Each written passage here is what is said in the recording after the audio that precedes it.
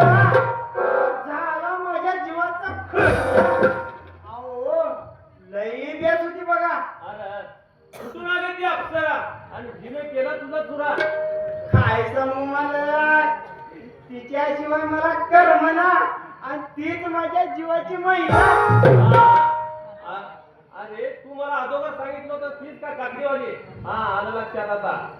अरे साऱ्या राणीच्या गणप्या तू एवढा कसा बिघडलास रे?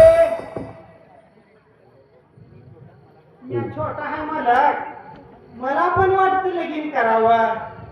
हिंगडी बिंगडी काशी ना, शिमडी काशी ना, 10-12 लेकरं असावीत.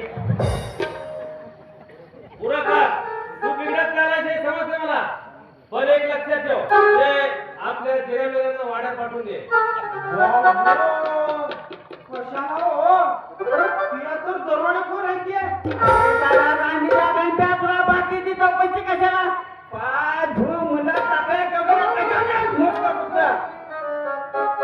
मला काय फाटकाडची सांगितली ऐकावं लागतं.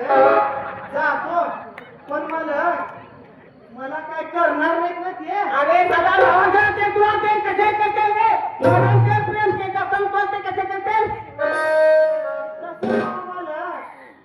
अजून माझं लगीन व्हायचं आहे म्हणून म्हटलं.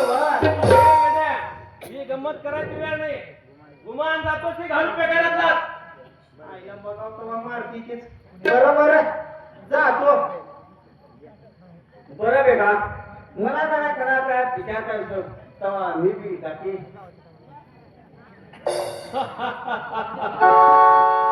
असं काय 50,000 घेऊन नोकरी नाही, ते शक्य नाही.